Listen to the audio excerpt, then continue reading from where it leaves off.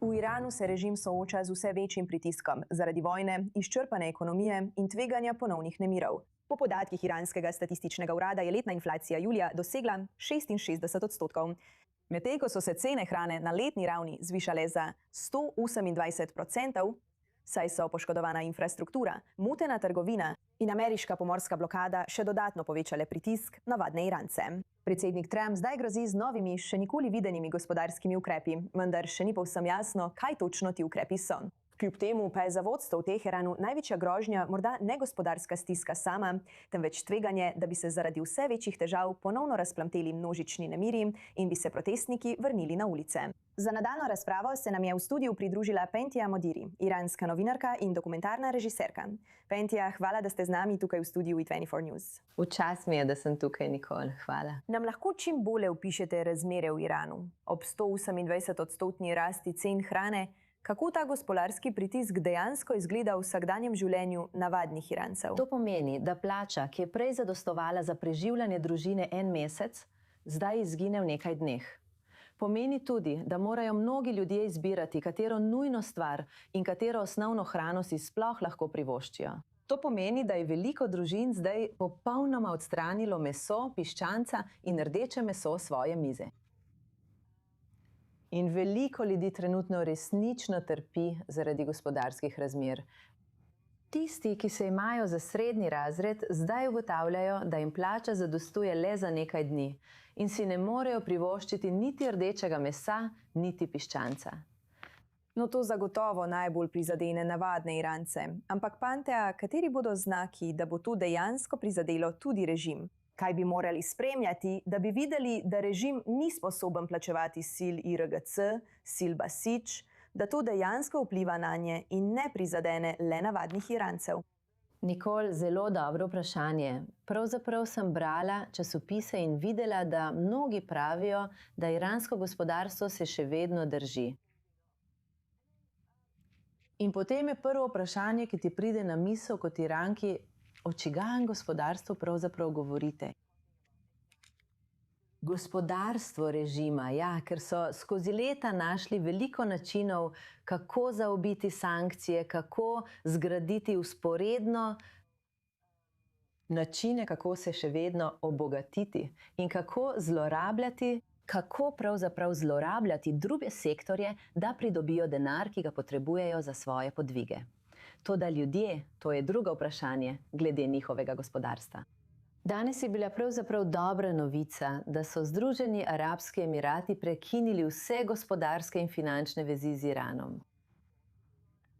In to je pravzaprav pomemben razvoj, ker so bili Združeni arabski emirati dolga leta gospodarska rešilna bilka iranskega režima. In zdaj bo to dejansko zelo vplivalo. Ampak še vedno se vračamo na isto vprašanje, ker smo iransko gospodarstvo že leta videli v razsulu. Videli smo, kako to vpliva na navadne Irance, ampak pravkar ste rekli, da je režim našel načine, kako zaobiti ta pritisk in še vedno obstati. Torej, na kaj bi morali biti pozorni, da bi videli, ali to dejansko vpliva na moč režima v Iranu?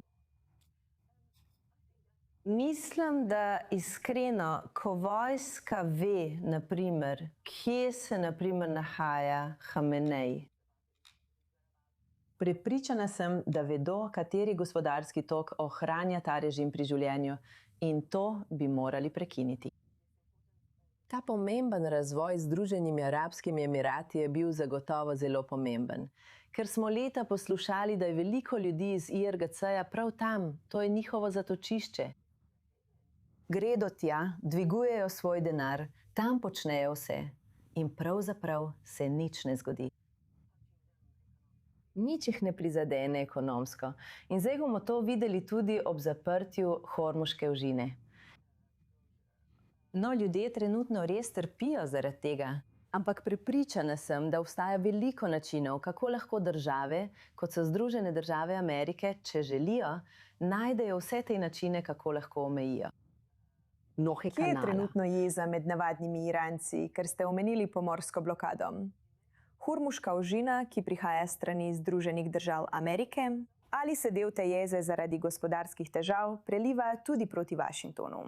ker so oni tisti, ki izvajajo ta pritisk, ki se na to preliva na ljudi. No. Seveda, v vsaki družbi imaš različne ljudi, vendar so ljudje, ki so proti vojni, prav zaradi teh razlogov. Toda hkrati imajo ogromno jeze proti režimu. Toda protestniki, mnogi protestniki, njihova jeza je tako velika, da pravijo v redu. Pripravljeni smo iti skozi to trpljenje, dokler vemo zagotovo, da se jim bliža konec. Ja, to je zagotovo glavno vprašanje, na katerega vsi iščemo odgovor. Penteja, pogosto se nam pridružiš na i24 News, ampak si iz tujine. Trenutno si tukaj v Izraelu in želela sem te vprašati o projektu, na katerem delaš, medtem ko si tukaj. Ja. Pozdravljeni, najlepša hvala. Ampak tukaj sem zaradi skupnega projekta med Iranci in Izraelci. To je prvi skupni podvig med njimi po letu 1979.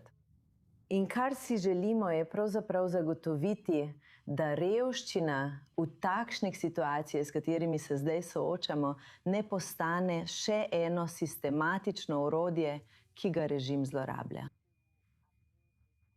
Revščino proti ljudem, ker kot veste, ljudje, naj to povem takole. Off-top je namenjen pomoči ljudem brez krepitve režima. To je humanitarna platforma in to je sistem, je infrastruktura, ki zagotavlja, da ljudje dobijo humanitarno pomoč.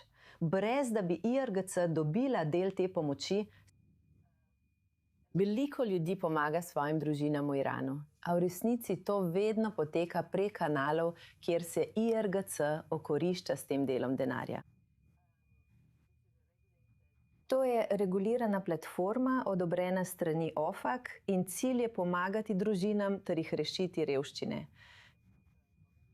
Ker ima iranska diaspora dovolj denarja, da pomaga ljudem v Iranu in hkrati IRGC ne dobi ničesar. Zelo pomembna pobuda. Pentja Modiri, hvala, da ste bili z nami v studiu i24 News in delili več informacij. Cenim to. Hvala, Nikol.